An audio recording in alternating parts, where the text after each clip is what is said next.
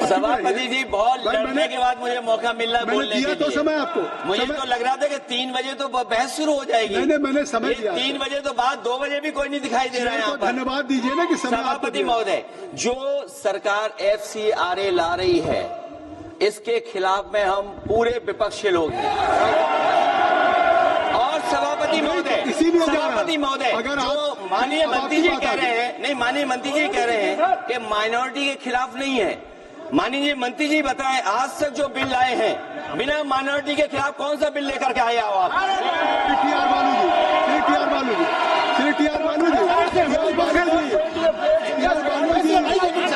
देखिए, FCRA है, क्यों लाना चाहते हैं?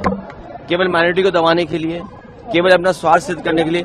जनतंत्र बने, कल्याणकारी योजना बने। आप एयरपोर्ट बना रहे हो, पानी भर गया उसमें, एक्सप्रेसवे बना रहे हो, गड्ढे हो रहे हैं आपके पास।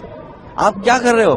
हवाई जहाज उड़ा रहे हैं और प्रदेश चलाने वाले में हमारे कुछ समानता दिखाई दे रही है। भाई, आज खबर क्या मिली है कि प्लेन उड़ाने में जो रिपोर्ट आई है, क्या सुनने को मिल रहा है? और हमें लगता है प्रदेश चलाने वाले में और प्लेन चलाने में कुछ समानता दिखाई दे रही है। सर, अमित शाह जी ने मीडिया से बात करते हुए कहा था कि विपक्ष जो है, हमें कौन क्या कह रहा है मीडिया से, या मीडिया कब क्या कह रहा है, किसकी बात को कैसे तोड़ मरोड़ करके कह रहा है, हमें तो उम्मीद थी 3 बजे आ रहे हैं तो हमने भी अपनी फ्लाइट बदल दी।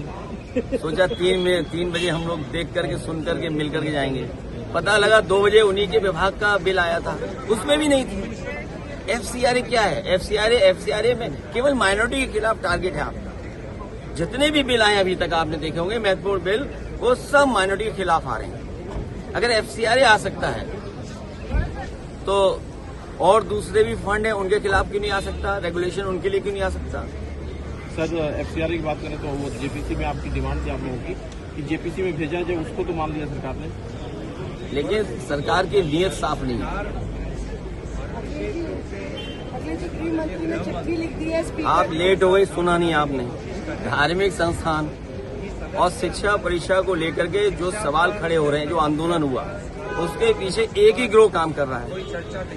एक ही सिक्के के 2 पहलू हैं, भारतीय जनता पार्टी और उनके अनरजिस्टर्ड संगी साथी, बहुत करीबी लोग। समाजवादी पार्टी का पक्ष यही था कि दोनों मुद्दों पर बहस हो। धार्मिक संस्थानों में जो कुछ हो रहा है और शिक्षा परीक्षा को लेकर के जो हो रहा है, पहले दिन ही से समाजवादी पार्टी का ये पक्ष रहा कि शिक्षा परीक्षा और धार्मिक संस्थानों में जिस तरीके से भारतीय जनता पार्टी या उनके संगी साथी अंडरग्राउंड लोग मिलकर के चोरी कर रहे हैं, दोनों मुद्दों के पीछे एक ही गिरोह है।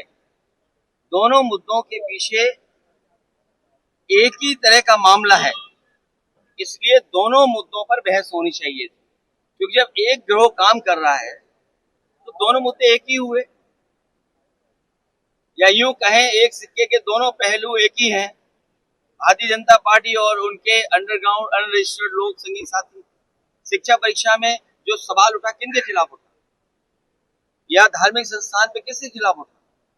तो उस सब के पीछे एक ही गिरोह काम कर रहा है, इसलिए हम चाहते थे दोनों मुद्दों पर बहस हो। सरकार बहस से हटना चाहती, जवाब नहीं देना चाहती है, जवाब नहीं है उनके पास।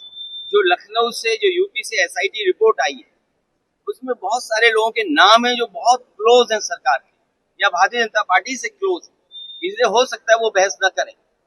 और फिर सच्चाई तो ये है, चोरी कहीं हो, घूम भर करके बोरी एक ही जगह पहुंच जाती है। Subscribe to One India and never miss an update. Download the One India app now.